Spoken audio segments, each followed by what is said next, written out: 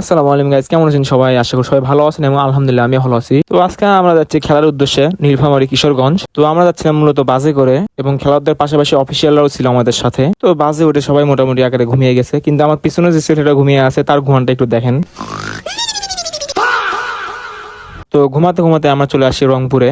আর ঘড়িতে তখন বাজতে সময় 12টা। তো আমরা দুপুরের খাবারটা আমরা এখান থেকে খেয়ে নিলাম এর হোটেল থেকে। তো খাওয়া দাওয়া শেষ এবং সময় হয়েছে নামাজের এবং দিনটি ছিল শুক্রবার। তো আমরা এখান থেকে নামাজটা সেরে নিলাম। তো বাজে এসে আমি ঘুমিয়ে গেছিলাম। তো হুট করে বন্ধুরা বলতেছে যে দেখো আমরা ইন্ডিয়া চলে আসছি আর কি। তো এটা শোনার পর আমি ঘুম থেকে একবার লাফ দিয়ে উঠছি যে ইন্ডিয়া চলে আসছি।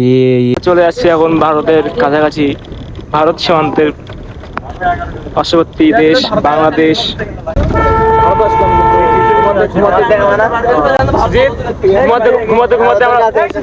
ঘুমাতে ঘুমাতে আমরা ভারত চলে আসলাম। আমাদের ঘুম এখনো শেষ হয়নি।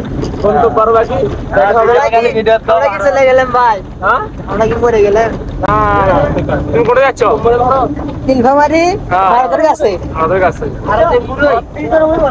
তো যাই হোক, দীর্ঘ কয়েক ঘন্টা আমরা বাসে জার্নি করে চলে আসছি মাঠে। তো মাঠে চলে আসার পরে আমরা যে যার মতন করে রেস্ট নিচ্ছিলাম, কারণ আমরা অনেকটা পথ জার্নি করে আসছি, সবাই একটা রেস্টের দরকার আছে। তো আমরা যখন মাঠে আসি তখন এরকম দর্শক ছিলই না, তখন আর কি ফাঁকা ছিল। তো আমরা যখন ড্রেসিং রুমে যাই এবং ড্রেসিং রুম থেকে ড্রেস করে এসে মাঠে দেখি একদম দর্শক দিয়ে পুরো মানে ভরে গেছে আর কি। তো এটা হচ্ছে ফুটবলের আসল সৌন্দর্য। তো এরপরে আমরা মাঠে নেমে পড়ি।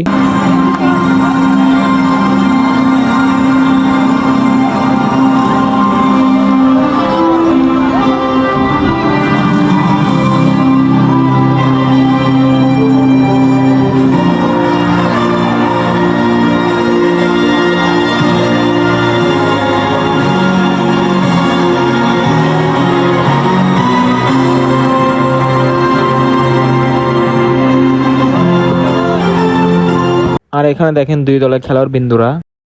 পর্বের বিশিষ্ট সমাজসেবক নীলফামারী বিশেষ মেহমান জনাব লিখন মিয়া, অডিটর রেলওয়ে সৈয়দপুর এবং সভাপতি কিশোরগঞ্জ ফুটবল একাডেমি। আজকের আয়োজনের সম্মানিত সভাপতি জনাব শাহজাহান আলী, সাংগঠনিক সম্পাদক নিতে ইউনিয়ন বিএনপি। আমাদের সম্মানিত বিশেষ অতিথিবৃন্দ যারা রয়েছেন তাদের সকলকে দুই দলের খেলোয়াড়দের সাথে কুশল বিনিময় পর্বে যুক্ত হবার জন্য অনুরোধ করছি।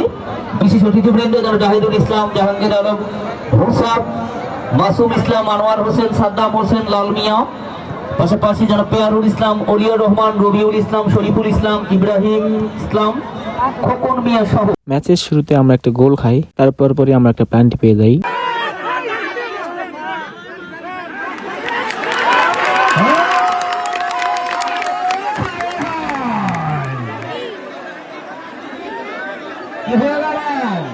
খেলোয়াড়দের খেলোয়াড়ি সুলভ আচরণটা আমরা প্রত্যাশা করবো।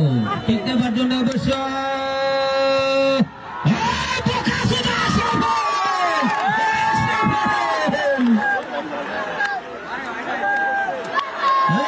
তো প্লান্টিটা আমাদের পাঠান ভাই মিস করেছে। তো তারপর আমরা একটা ফ্রি কিক পেয়ে যাই।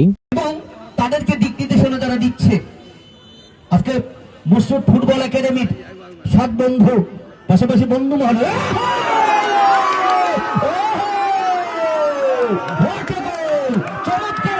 আর এখান থেকে সেই সাকিব পাঠান ভাই আমাদের দলের হয়ে একমাত্র গোলটা করেন। তো তারপরে শেষ সময়ে এসে আমরা অনাকাঙ্ক্ষিত ভাবে একটা গোল খেয়ে যাই। তো সবাই অনেক ভালো খেলছে, কিন্তু আমাদের ভাগ্যে ছিল না। তো আজকে ভিডিও বন্ধু ছিল যারা শেষ পর্যন্ত ছিলেন, সবাইকে অসংখ্য ধন্যবাদ। দেখা হবে পরবর্তী কোনো এক ভিডিওতে। সবাই ভালো থাকবেন, সুস্থ থাকবেন। আল্লাহ হাফেজ।